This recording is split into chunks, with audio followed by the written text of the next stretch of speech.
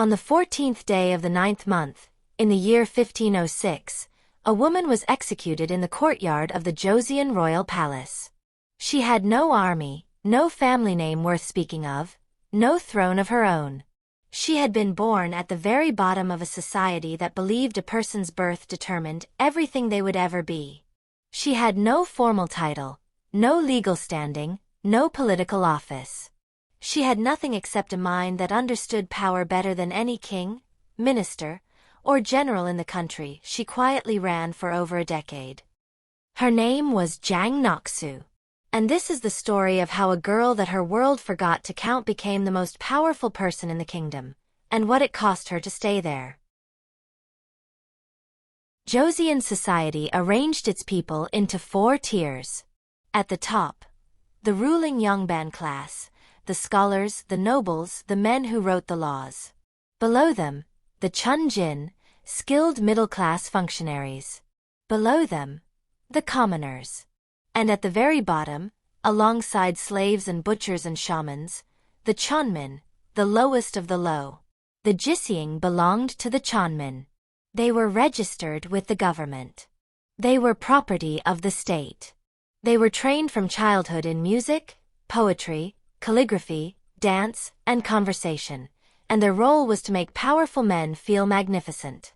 They were everything the Confucian order said a woman should not be: educated, articulate, publicly visible, and everything it said a woman should be: in service, in performance, in silence about their own desires. Jang Nok-su was perhaps 10 or 11 years old when she began to understand that the room she sat in was a masterclass in power. Not the power of the men being entertained. That was the obvious power, the blunt power of rank and wealth. She was studying the other kind. The kind that wore silk and smiled and made the blunt power feel like it had chosen freely. Nok-su's mother. What did you see tonight? Nok-su. The Minister of Works cannot hold his drink. The man from Gyeonggi province watches the doors more than he watches the women. He is afraid of someone. The old one with the gray beard. He thinks no one important is watching him, so he said 3 things he will regret. Nok-su's mother. Good. And what did you hear? Nok-su. Everything they wanted me not to. Nok-su's mother. Then you are already educated. Everything else they teach you here, the music, the poetry, the dance, that is the rapping.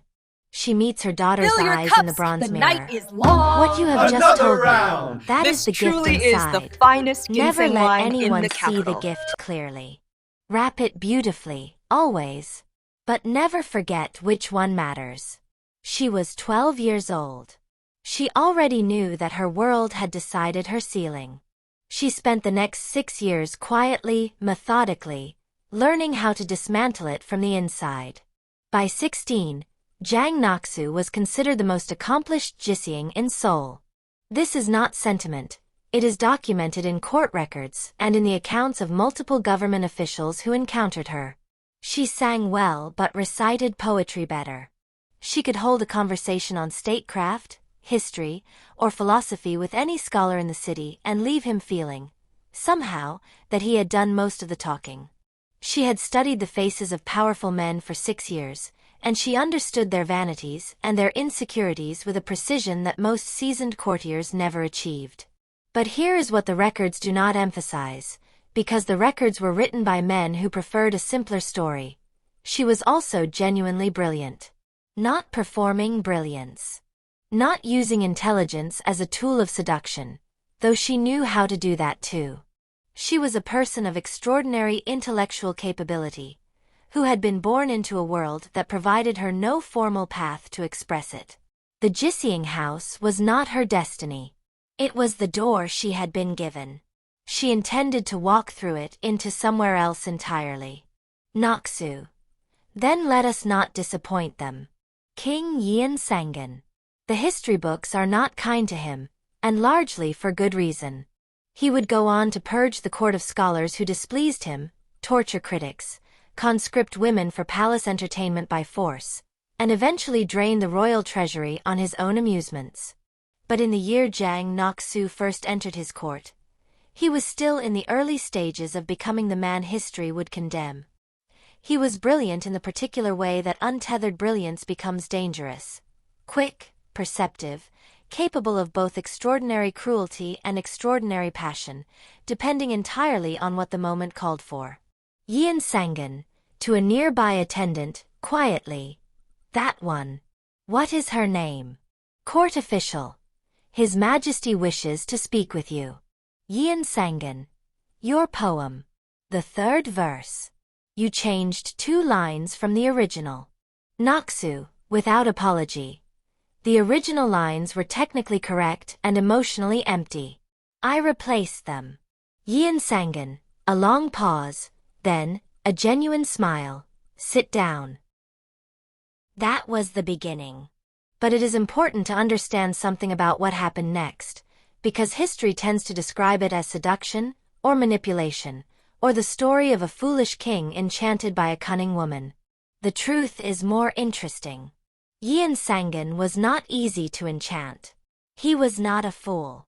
What happened between him and Jang Nok-su in that first conversation, and in the weeks and months that followed, was something closer to the meeting of 2 people who had never before found anyone capable of keeping up with them. That is its own kind of dangerous. She did not rush. This is the thing that most accounts of Jang Nok-su miss because it does not fit the story of an ambitious schemer. She was patient in a way that only someone with absolute confidence in their own intelligence can afford to be. She did not accumulate power by demanding it. She accumulated it by being indispensable. Yeonsangun was a king increasingly at war with his own court. His ministers second-guessed him. His officials managed his information. He had grown up watching his father be manipulated by counselors and had arrived at the throne determined to trust no one from the established power structure. Jang Nok-su was the only person in the palace who had no faction. She had no family name to advance, no landholdings to protect, no political alliance that obligated her loyalty. From Yeonsangun's perspective, she was the only person near him who could have no possible reason to deceive him. He was wrong about this in ways that would take years to emerge. But for a long time, it made her the most trusted voice in his ear. Nok-su, the Minister of Rights, sent a gift this morning. Court Lady Sitoi, costly. He wants something. Nok-su, he wants the trade quota decision to go the way of his family's shipping interests. He thinks flattering me costs less than bribing a minister directly. Court Lady Sitoi. And does it? Nok-su, I haven't decided yet. Put the gift in the 3rd room. Don't acknowledge it. Let him wonder for 2 weeks. A man who is wondering is a man who is willing to pay more than his first offer. Choi watches her carefully. Court Lady Sitoi, you are not what they say you are. Nok-su, what do they say I am? Court Lady Sitoi, a clever woman who caught a king's eye. Nok-su, a small pause. Let them keep saying that. It is much safer than the truth. Court Lady, Your Majesty. The king has granted the Jang woman a formal title. She will be known as Sungnyeongju, Queen Consort Shin. What title did she receive? Court Lady, Princess. In effect, Sungnyeongju. The rank was unprecedented for a concubine. It placed Jang Nok-su at a level of formal recognition that had no real precedent in Joseon history. She was not queen. She would never be queen. The Confucian law that governed the court was immovable on this point. But Yeonsangun had found a way to give her something that functioned like a crown without technically being one. And every minister and official in the palace understood immediately what it signaled about where real power now lived. Queen Consort Shin, very quietly, to herself, she is clever. I will give her that. Court Lady, Your Majesty? Queen Consort Shin, nothing. Leave me. Court Lady Sitoi, the Minister of Taxation has been asking questions about your household accounts. His people were seen near your staff quarters. Nok-su, who sent him? Court Lady Sitoi, we don't know yet. Nok-su, find out by morning. And send word to Second Inspector Park that I have information about the Gyeonggi land survey irregularities he has been looking for. He owes me a favor now. Use it. Choi hesitates. Court Lady Sitoi, Nok-su. Are you not tired?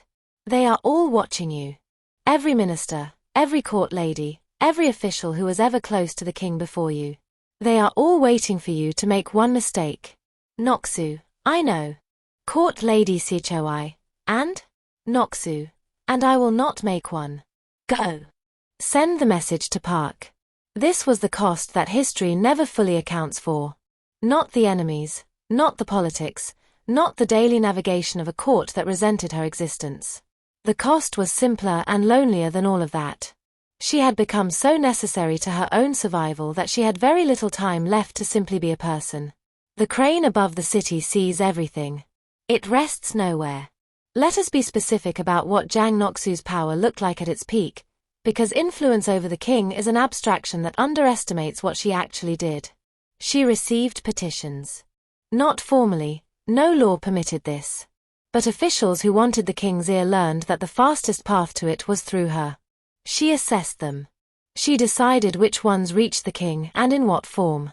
She framed information, understood, with a strategist's clarity, that the person who controls what a decision-maker knows controls what that decision-maker decides. She managed appointments. Not all of them, she was too intelligent to be obvious. But key positions in provincial administration, in the Ministry of Personnel, in the offices that controlled tax collection and land records, these moved with her knowledge and often at her recommendation. Officials who pleased her found their careers advancing. Officials who worked against her found obstacles they could not explain. She was also, and this matters, protective of some things that Yeonsangun would have destroyed. There are court records of scholars whose executions she quietly delayed or redirected. There are accounts of provincial officials whose careers she shielded from the king's increasingly erratic purges. She was not benevolent in any simple sense. But she was strategic where Yeonsangun was emotional, and that strategy sometimes meant protecting people from the man she depended on for her own protection. Minister of Works, my lady. The matter of the Northern Granary appointments. Nok-su, the appointment has been decided. Director Hwang will take the position. Minister of Works, but the council had recommended. Nok-su, evenly, the council recommended a man whose brother has been skimming from the southern depot for 3 years. If that becomes public, the embarrassment falls on the council. Director Hwang is clean and he is competent. The appointment stands. Minister of Works, of course, my lady. Your wisdom, as always, is. Nok-su, you may go. He goes. Nok-su turns back to her tea without another word. The question that historians debate is how much Jang Nok-su shaped Yeonsangun's tyranny and how much she mitigated it. The answer is probably both, at different moments, for different reasons. There were times she encouraged his cruelties, particularly against officials who had worked against her. There were court records of executions that bear her fingerprints, of men removed from positions in ways that served her interests directly. She was not innocent of the regime she operated within. But there were also times she served as the only brake on a king who had lost his moorings entirely. Yeonsangun trusted her in a way he trusted no one else. And that trust, paradoxically, was the one thing that could occasionally make him pause. Yeonsangun, they put their names on a document that questions my right to govern my own household. My own household. In writing. Distributed to other scholars. Nok-su, calm, I know. Yeonsangun, then you understand why. Nok-su, I understand that executing 7 scholars from the Seongyang creates 7 martyrs whose names will be written in every future history of this dynasty. I understand that what they wrote insults you now. But what you do in response will be read for 500 years. He stops pacing. Looks at her. Yeonsangun, you think I should do nothing?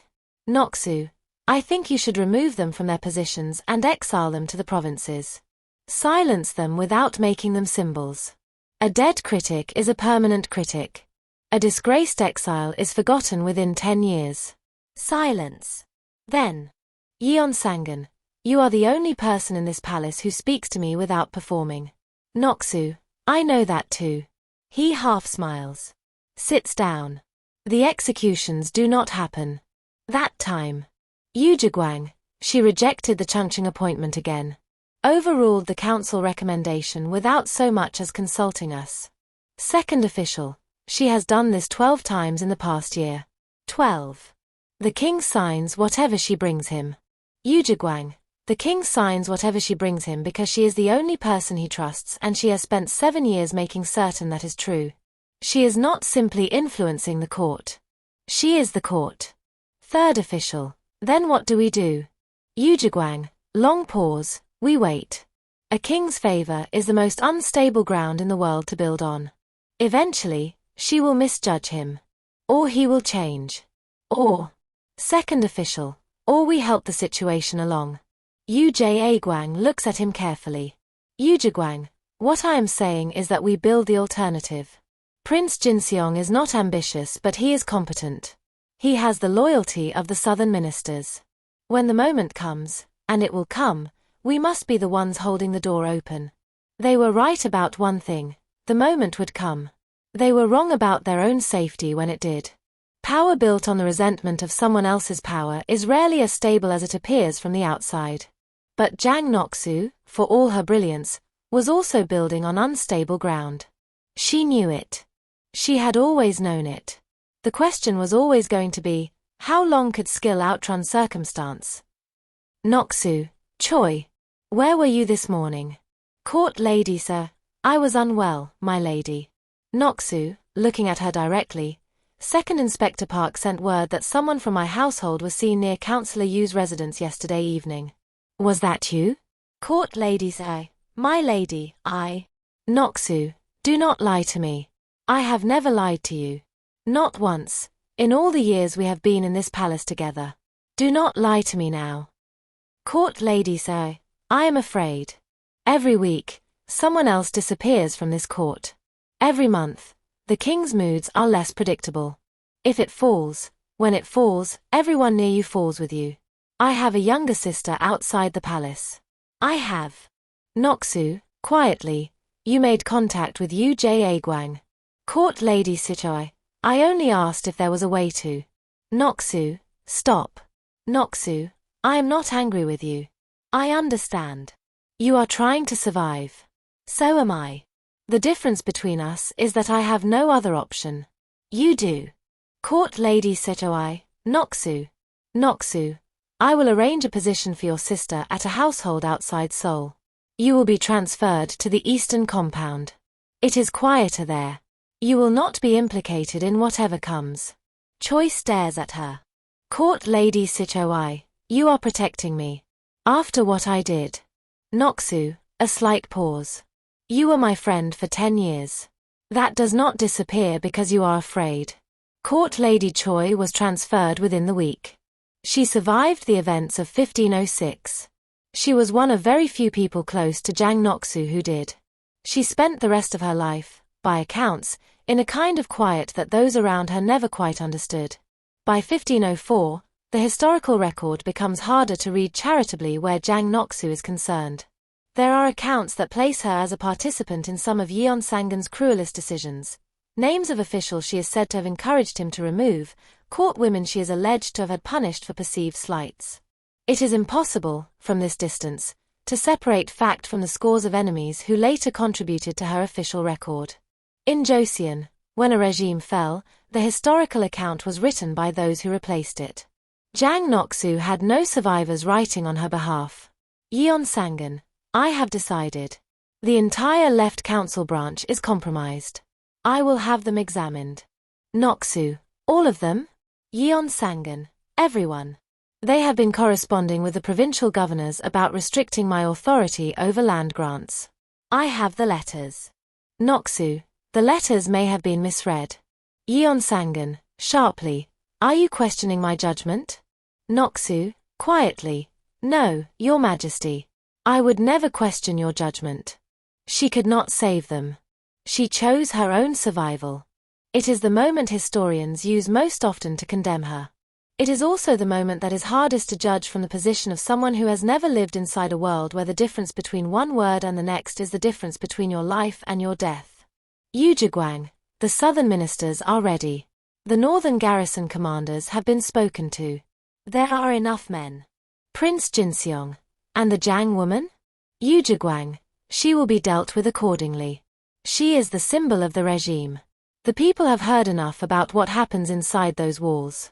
Prince Jinseong, after a pause, She is also the person who kept this court functioning while the king was too consumed by his own rage to govern.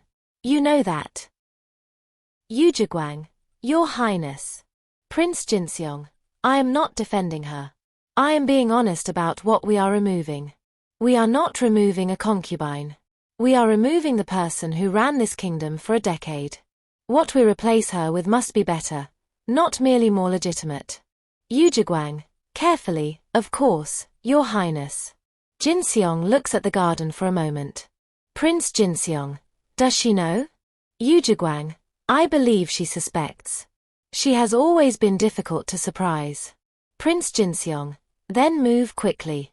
A woman who suspects and has time to act is a woman who finds a way out. The night before the coup, by the account of a kitchen servant who was one of the last people to see her, Jang Nok-su wrote for several hours by lamplight. She burned most of what she wrote.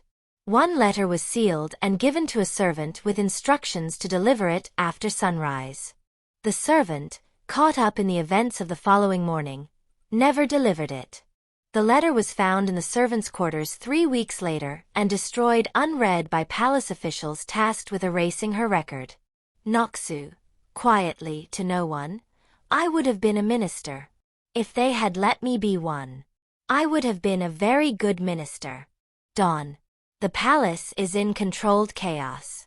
Soldiers move through corridors. Yeonsangun is surrounded, restrained, stripped of his seals. He does not resist, not because he is not capable of it, but because he understands, perhaps for the first time, that the thing he always feared has happened. Everyone chose something else over him.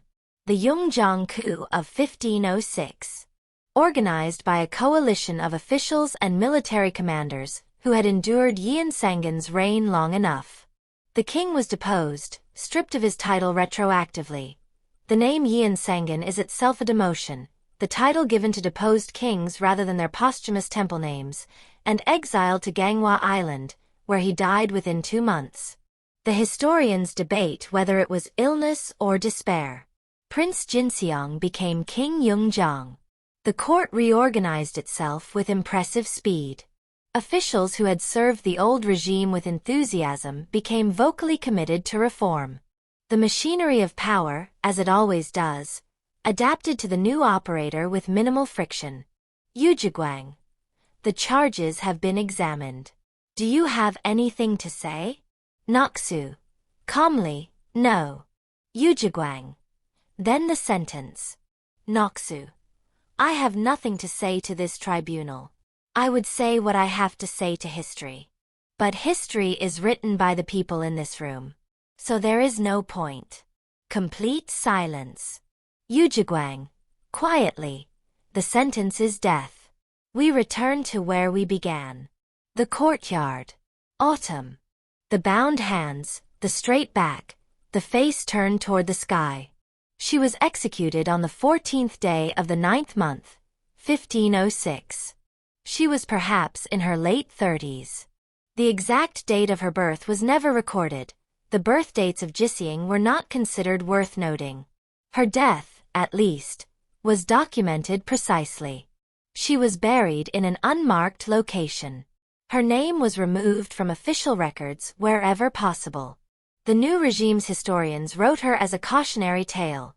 The dangerous woman who corrupted a weak king and brought the court to ruin. It took them about a week to write that version. It has taken historians about 500 years to begin unpicking it. The palace is still there. Changdeokgung in Seoul. You can walk through it today on a guided tour. The courtyards, the pavilions, the garden at the back that is considered one of the most beautiful in Korea. The plaques that explain its history will name kings and battles and dynasties. They will not name Jang Nok-su. She has been largely removed from the official record she predicted would be written without her. What do we do with a person like her? The question is not rhetorical. She participated in a regime that caused real suffering. She made choices that hurt real people. She also, by any honest reckoning, governed more competently than the man who held the throne, and did so while navigating a world that had constructed every possible obstacle to her having any power at all. She was not a heroine. She was not a villain. She was a person of extraordinary capability born into a world designed to waste it, who found the only available path and walked it as far as it would go. The path led somewhere extraordinary. It also led, inevitably, to that courtyard. Because the world she moved through was not interested in accommodating what she was. It only wanted to use it. And when the use ran out, it wrote a simpler story. We have been writing simpler stories about women like her for as long as we have been writing history. The temptress. The schemer. The dangerous woman behind the weak man. These stories are not false, exactly. They just leave out the part where she was also the most competent person in the building. Jang Nok-su. Born a gisaeng, died a princess, remembered as a cautionary tale. She would have found the cautionary tale's lesson deeply ironic.